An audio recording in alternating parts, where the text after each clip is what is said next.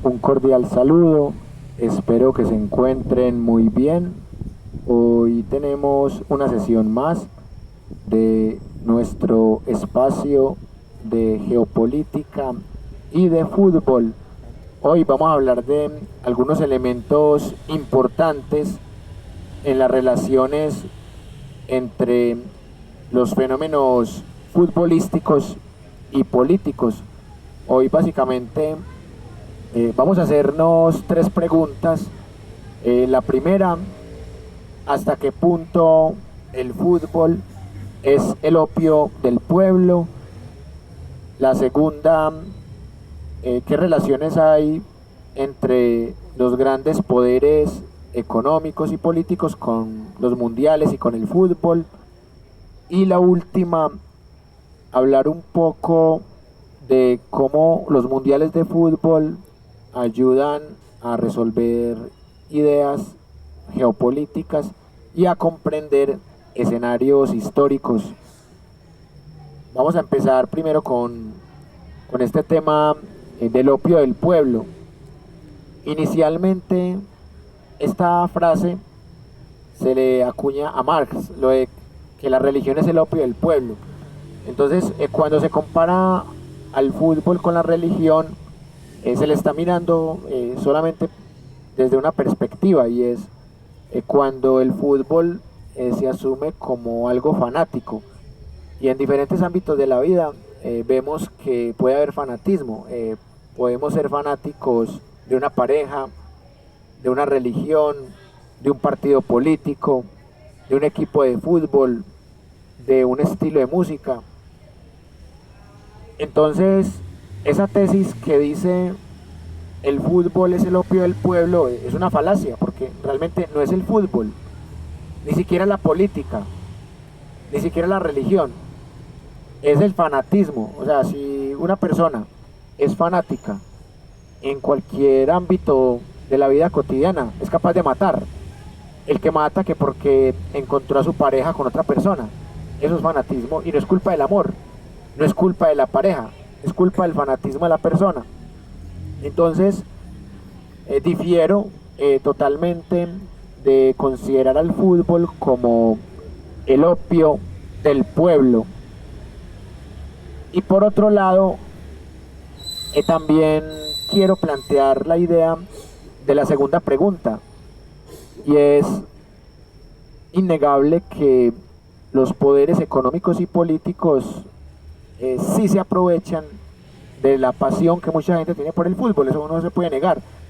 Lamentablemente, en diferentes contextos el fútbol ha sido usado como cortina de humo. Pero no solamente el fútbol, cualquier deporte, cualquier espectáculo masivo, cualquier fenómeno de entretenimiento. Entonces, el fútbol, por ser el deporte más masivo, más popular, que más dinero genera, por eso es el que se lleva grandes ataques. Además que existe una retórica antifútbol por parte de una élite intelectual. Humberto Eco lo dijo también en sus tesis, que él no odiaba al fútbol sino a los hinchas de fútbol, porque Humberto Eco asociaba al hincha con el fanático, pero no todo hincha es fanático. Y también Borges, el argentino, que al ver tanta pasión en su país por el fútbol, él hacía conferencias a la misma hora que jugaba la selección argentina, para decir que los inteligentes veían sus conferencias y los brutos veían fútbol. Entonces, si analizamos los textos de Humberto Eco, los textos de Jesús Martín Barbero, desde mediados del siglo pasado, el fútbol se ha visto como un opio del pueblo, pero eso es una construcción de una élite intelectual que realmente odia al fútbol. Y también Eduardo Galeano, que es uno de los intelectuales que defiende el fútbol, sin dejar de reconocer que el fútbol también ha sido manipulado por poderes hegemónicos, dice Eduardo Galeano que el fútbol es la única religión sin ateos, porque usted puede odiar al fútbol como una parte de los intelectuales lo odian y echarle la culpa de los males sociales, de los males políticos, de los males económicos. Pero usted no puede negar la existencia ni puede demostrar que el fútbol no existe. O sea, no existe ateos del fútbol, existen haters o personas que odian el fútbol. Y hay dos tipos de intelectuales que suelen odiar el fútbol. Algunos de tendencias marxistas, otros de tendencias anarquistas. Bueno, y también hay intelectuales que no son ni marxistas ni anarquistas, pero que también odian el fútbol, pero principalmente es porque en las tendencias marxistas se ha hecho la asociación del fútbol como la nueva religión, pero no todos los marxistas odian el fútbol. Jean-Paul Sartre, que aparte de ateo era marxista, pues le encantaba el fútbol. Albert Camus, le encantaba el fútbol. Entonces uno puede encontrar tantos intelectuales que odian el fútbol o que no les gusta, como tantos intelectuales que sí, definitivamente lo defienden incluso y escriben libros sobre el fútbol. Y es porque el fútbol tiene tres características que lo hacen el deporte más masivo, más apasionante y más rentable. Lo primero, que el fútbol es el único deporte en donde David vence a Goliat, en donde el más débil puede vencer al más fuerte. En estos días lo vimos, que Japón y Alemania nunca se habían enfrentado, pero Alemania es tetracampeón del mundo. Entonces, Japón, sin ser favorito, jugó bien y le ganó a Alemania. También lo vimos con Arabia Saudita Argentina, que Argentina llevaba 36 partidos invicto y llegó a Arabia Saudita y fue contundente y le ganó. Entonces, el fútbol tiene ese carácter de lógica difusa, es decir, de algo que es impredecible. Todos los deportes lo tienen, pero en el fútbol, por teoría de la probabilidad, se da más fácil que el débil le gane al fuerte. No existe un equipo de fútbol que nunca haya perdido. O sea, todos los equipos de fútbol, puede que el invicto les dure 30, 40, 50 fechas, pero va a llegar un momento en que pierden. Y hay otros deportes en donde siempre gana el mismo y en donde prácticamente las sorpresas no existen. En el fútbol, ya en este mundial, hemos visto 3 o 4 sorpresas que no esperábamos. No esperábamos que Estados Unidos le sacara un empate a Inglaterra. Sí. Yo digo que hoy en día eso se ve manchados por las casas de apuestas. Claro. Esos tienen un control del fútbol que trasciende ya, digamos, límites de lo que es, digamos, lo más predecible. Ese es el problema que tiene la mafia de las apuestas hoy en día, está dominando el fútbol. Y otro tema que me gustaría discutir es lo oscuro del fútbol. Si mal no recuerdo, en la toma del Palacio de Justicia, en ese mismo momento estaba jugando Colombia contra, no recuerdo el equipo. Ah, pero era Millonarios Unión Magdalena. Ah, ok. Pero fútbol colombiano, sí. Fue como tratar de opacar un escándalo que se está viviendo con el populismo del fútbol. Sí, claro, y por eso decía yo que el fútbol no es el opio del pueblo, no tiene la culpa de los males sociales, pero los politiqueros, como pasó en el caso de Belisario Betancur y Noemí Sanín, sí usaron el fútbol para tapar lo que estaba pasando en el Palacio de Justicia. O sea, utilizaron el fútbol como una cortina de humo. Pero eso no es culpa del fútbol, simplemente que se aprovechan, así como se aprovechan de cualquier otro producto de entretenimiento. Porque al fin y al cabo, los dictadores saben cómo gobernar y saben cómo mantener el poder. Y por eso yo también quiero que hablemos del tema de las apuestas, porque también tiene que ver con la segunda pregunta. Y cuando Betplay empezó a patrocinar el fútbol colombiano, generó muchas sospechas. Incluso el VAR a veces toma unas decisiones que uno dice, esto es absurdo, esto no es penalti, y a veces hacen las rayas torcidas del fuera de lugar, y solo por favorecer un equipo que seguramente tiene mejor posibilidad de apuesta. y estamos viendo que los errores arbitrales más groseros en este Mundial de Qatar han sido a favor de países europeos, de Países Bajos y de Portugal, o sea, errores groseros que el VAR no corrigió, y eso hace que el espectáculo pierda credibilidad. No hay nada peor que una casa de apuestas patrocinando un rentado profesional de fútbol, como pasa en Colombia, o que el Mundial de Fútbol se le entregue a un pequeño país petrolero que ni siquiera tenía estadios, que la mayoría de sus habitantes son extranjeros y que aparte de todo pues tiene una religión y una cultura muy polémicas, pero más allá de eso es un país que no es futbolero, y por eso por primera vez una selección local queda eliminada en la segunda fecha y pierde su primer partido debut en un mundial. Nunca había habido un anfitrión tan malo futbolísticamente como Qatar, pero ese lado oscuro del que habla el compañero Jason, ese lado oscuro del fútbol es el lado oscuro de la politiquería, de la economía y de la sociedad. El fútbol es solamente el instrumento, como mucho otro asunto masivo. Y está también el tema de la explotación laboral para poder construir estadios a bajo precio y con rapidez. Estadios móviles que quién sabe a quién le irán a regalar. Sí. Entonces, algunas personas plantean la posibilidad de boicotear, pero es respetable que se pueda boicotear. El problema es que ese boicot no logra los impactos esperados. Por ejemplo, Inglaterra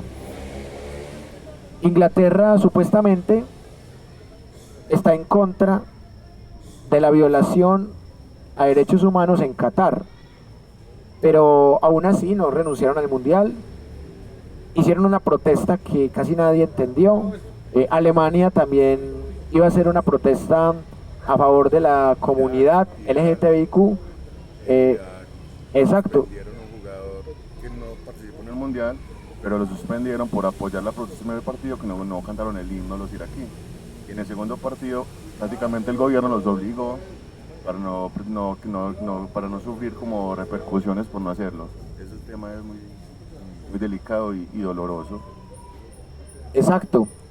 Bueno, y lo otro es que cuando Alemania se tapó la boca para protestar porque no les dejaron poner el brazalete en apoyo a la comunidad LGTBIQ+, se vio también que la FIFA defiende unos intereses y unas ideologías económicas también. Y el hecho que hayan eliminado a Rusia y a Ucrania no, en el escritorio, y a Estados Unidos, que ha invadido más de 60 países, nunca lo han eliminado. Entonces miren, eso demuestra que detrás del fútbol hay toda una mafia, que es la misma mafia que está detrás de la economía, detrás de la salud, detrás de la comida. Entonces, que se roban la comida, que matan a la gente de hambre. No es culpa de la comida, es culpa de la mafia. Es culpa de la mafia que interfiere o que afecta a la soberanía alimentaria, que es un tema que próximamente vamos a seguir tratando. Entonces, cuando utilizan un mundial de fútbol o una liga profesional de fútbol para lavar dinero, para matar gente, para robar, para favorecer casas de apuestas, es lo mismo que hacen con los demás bienes, es lo mismo que hacen con el petróleo, lo mismo que hacen con el gas natural, con el trigo y con los alimentos en general. Entonces, y la culpa no es de los alimentos, la culpa no es del fútbol, pero hay una mafia que es innegable, y por eso en esta pregunta la tenemos ya clara. Pero yo sí quiero que pasemos a la tercera pregunta, porque ahí hay varios aspectos interesantes para conversar. La pregunta es: ¿los mundiales de fútbol en qué momento se convirtieron en el escenario perfecto para cometer actos relacionados con varias mafias que se juntan, porque esta pregunta sí nos invita a detenernos durante un buen momento. Ahorita el compañero mencionaba los olímpicos y definitivamente pues, tras los olímpicos también hay una mafia. Y el mundial de fútbol, que el primero fue en 1930, no es otra cosa que el reemplazo de la mafia de los olímpicos. Pero si ustedes miran, el mundial de 1930 fue de los menos cuestionados. ¿Qué escándalo hubo en ese mundial que ganó Uruguay? En donde Argentina quedó en el segundo puesto. O sea, si ustedes hablan de ese mundial, fue un campeonato de pocos equipos y no tenía la magnitud que tiene ahora. Pero cuando se empiezan a encochinar los mundiales de fútbol, en 1934, cuando el dictador fascista Benito Mussolini utiliza el mundial de fútbol para tapar su dictadura. Usa el mundial de fútbol, el nacionalismo y la selección italiana para tapar. Entonces, si ustedes miran, ahí empieza la suspicacia de, bueno, ¿cómo hizo Italia para ganar el mundial? ¿Qué tanto incidió? Y también hay una anécdota que no fue en un mundial, porque estábamos en la Segunda Guerra, pero sí fue con un personaje muy importante en la historia y en la Segunda Guerra Mundial, que también participó como soldado en la primera, Adolf Hitler. Adolf Hitler una vez asesinó a 11 futbolistas que no se dejaron ganar del equipo de él. Entonces, y eso no es culpa del fútbol, pero sí es un dictador, un asesino que solo porque el rival no se dejó ganar, los mató a todos. Y si bien es cierto, los mundiales de fútbol tienen muchas cosas positivas para el turismo y la economía, tienen lunares que en la historia no se pueden tapar. También se robaron una Copa Mundial, que eso también fue un gran escándalo. Diego Armando Maradona siempre fue muy crítico de la FIFA, de los mundiales, y siempre quedó la sospecha de si las acusaciones de doping eran tan ciertas, pero luego vimos que sí podrían ser ciertas, pero que eso anula la crítica que hacía Maradona. Si ustedes ven a Messi, Messi es un tipo que no se mete en política. En cambio, Diego Armando Maradona sí se metía en política, cogía al toro por los cachos y era muy cercano a Hugo Chávez, a Fidel Castro, y esto pues generaba amores y odios, como apenas es lógico. Pero ahorita se está cuestionando mucho a Lionel Messi porque hace 6 meses firmó un contrato para ser embajador turístico de Arabia Saudita. Y ustedes saben que Arabia Saudita es una monarquía que tiene unas leyes islámicas y que tiene la protección de Occidente, porque al fin y al cabo, desde los 70s, Arabia Saudita empezó a producir el petrodólar a la par con Estados Unidos. Entonces Arabia Saudita es la monarquía consentida de Occidente, así como Israel es el régimen consentido también de Occidente. Y en esa medida nunca se critica desde estos medios y desde campeonatos como el Mundial de Fútbol, dictaduras como la de Arabia. Se está especulando ya en redes sociales que en el año 2030 el Mundial se le dará a Arabia Saudita, y no me extrañaría que sea así.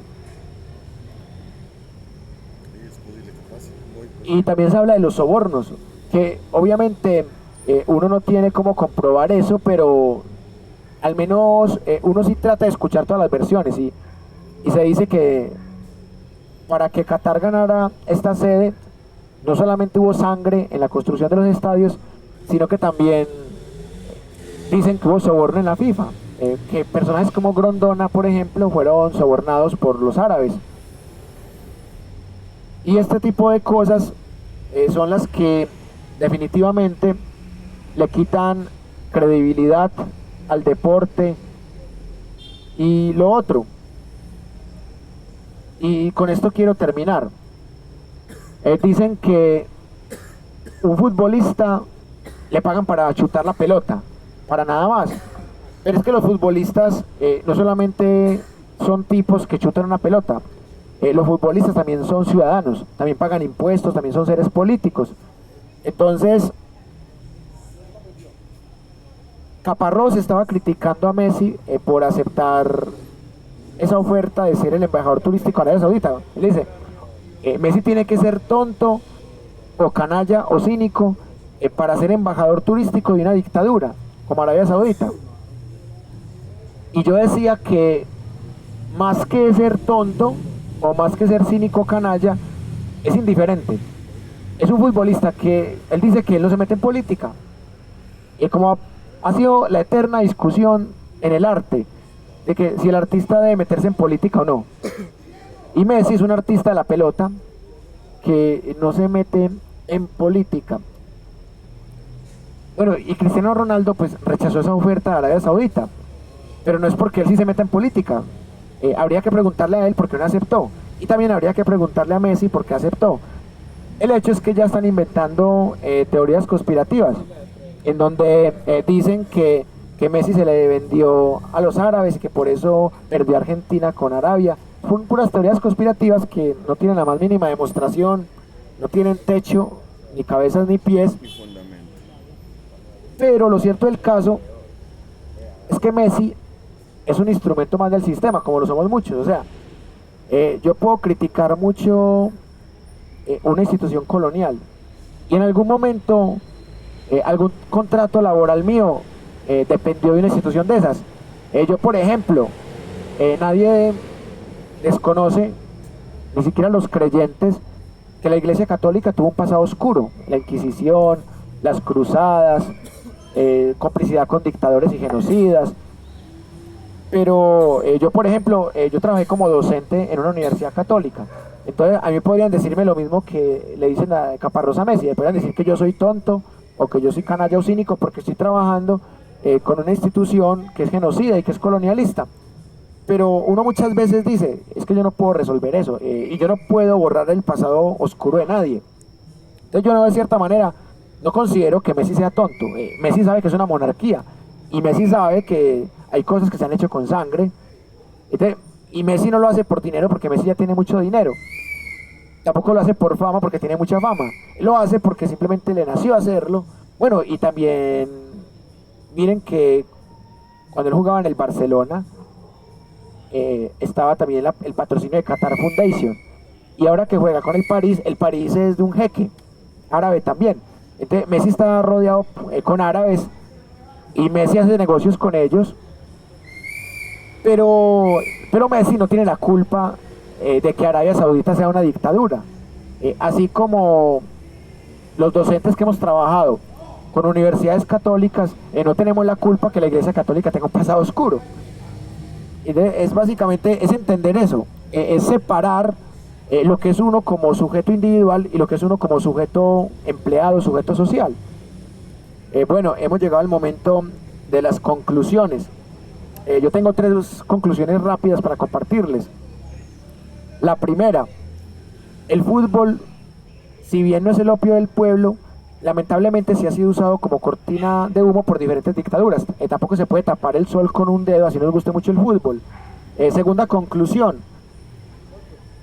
la economía, la politiquería y la mafia pues siempre van a encontrar formas de influir, de manipular, y los instrumentos que utilicen para ello como cortinas de humo o como factores de enriquecimiento no hace que los factores sean los culpables, o sea que ni la religión como creencia individual, ni el fútbol como deporte, ni la política como práctica ciudadana tienen la culpa de la mafia que en algún momento las puedan manejar.